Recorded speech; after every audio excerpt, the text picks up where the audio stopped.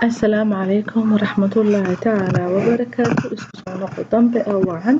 Soo dhawaada ardaydeeda qaaliga ahayd. I hope inaad casharantii hore wax ka faa'iidaysateen.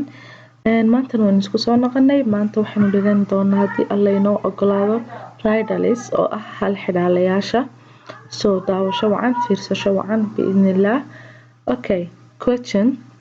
Q-daas waxay taagan tahay question su'aal. Do you know think you can take but you can't take what it can take? Do you know miyaad ogtahay ama miyaad garanaysaa think shay you can take waxaad qaadi karto but laakiin you can't take haddana aanad qaadi karin what it can take maxaa waxa qaadi kara? Yes buuri ha I know waan garanaya and it is Jack. Yes buu dhahday waan garanaya I know and it is Jack waana Jacka. Can you tell me miyaad ii sheegi kartaa largest river webiga ugu weyn in African continent webiga ugu weyn qaaradda Afrikaanka? Of course buu ku yidhi dabcan I can tell you waan kuu sheegi karaa and it is Nile waana webiga Nile la yidhaahdo. Do you know miyaad ogtahay the countries wadamada was colonized soo gumaysan jiray ama soo isticmaarsan jiray our country wadankeena? Yes buu yidhi ha and here they are waana kuwan waa British, Italy and France was colonized our country saddexdaa wadan ayaa soo isticmaarsaday wadankeena. Do you know miyaad ogtahay the highest mountain buurta ugu weyn ama buurta ugu dheer in African continent qaaradda Afrikaanka? Kilimanjaro is the highest mountain in Africa continent. Kilimanjaro waa buurta ugu dheer qaaradda Afrikaanka. Can you tell me ma ii sheegi kartaa the smallest country in Horn of Africa? Wadan magaalada ugu yar Horn of Africa geeska Africa. The smallest country wadanka ugu yar in Horn of Africa ee Afrika ku yaala is Djibouti waa Djibouti. Do you know miyaad ogtahay the most population country in the world wide populationka ugu badan adduunka dhan? The most population country in the world wide is China. Populationka adduunka ugu badan waa China. Lecture about smoking. Lecture waa mowduuc about ka hadlaya smoking sigaar cabka. Today maanta the reason sababta that I am standing in front of you sababta ikiin soo hor istaajisay waa is to suggest in aan soo jeediyo here aan halkan kusoo jeediyo the damage waxyeelka ama waxyeelada of the smoking ee sigaar cabku leeyahay as we know sidaynu u naqaanaba ama sidaynu ognahayba every person qof kasta in this cosmos ee ku nool yani adduunkan has a habit wuxuu leeyahay dabeecad which he is different taasoo ka duwan from other people qofka kale ama dadka kale. For example tusaale ahaan some people dadka qaar like waxay jecel yihiin to loot to propert to loot inay lacag farageliyaan to propert waxtarka of people ay dadku leeyihiin and other hate it dadka kalena way neceb yihiin qaar kalena way neceb yihiin oo maanta waxaan anigu jecelahay maybe-nad adigu necbaato waxaad neceb tahay maybe-nan jeclaado. Some people dadka qaar like waxay jecel yihiin to play football inay kubadda ciyaaraan and other hate qaarna kalena way neceb yihiin to play football inay kubaddaba ciyaaraan.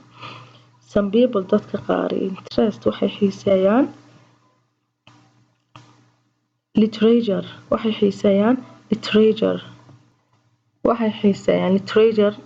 wax akhriska and novels iyo sheekooyinka and others hate them qaar kalena way neceb yihiin. But the smoking laakiin sigaar cabku is the worst habit waa caadada ugu xun because waayo it hurts waxay dhaawacdaa your lungs waa sanbabada and liver iyo beerkaaga and causes waxaana kuu keeni kartaa disease cudur which called kaasoo loo yaqaano cancer.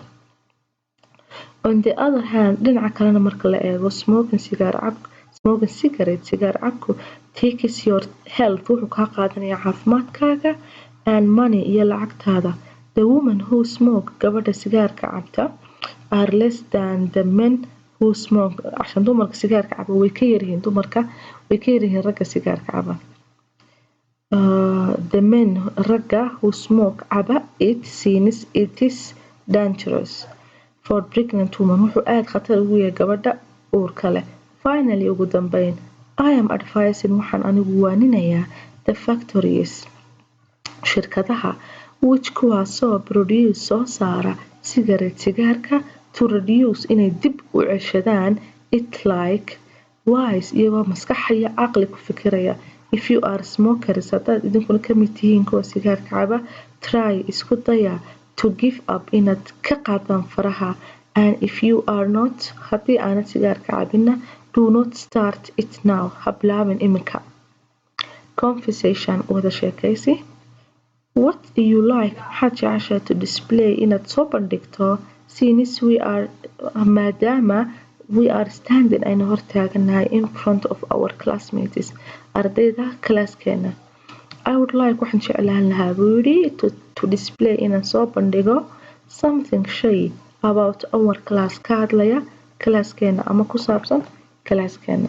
So haddaba what do you mind maxaad ka qabtaa if we discuss haddaynu ka doodno about the things wax ku saabsan ashyaada which kuwaasoo are prohibited in the class prohibited waxyaabahaasoo classka si aada uga socda such as chewing sida chewing xanta cunka gun spitting and shooting.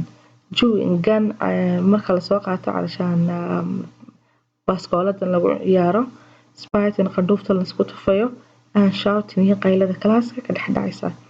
Really buu yidhi run ahaantii you are pointed waxaad farta ku fiiqday out the important things waxyaabihii loo baahnaa muhiimka ahaa which are needed ee looga baahnaa to talk about in laga hadlo particularly si joogto ah quarrel si joogto ah oo isdabaqabad leh because waayo the teacher macalinku is mankind waa qof human ah he might suspect you laga yaabaa inuu ku eryaba.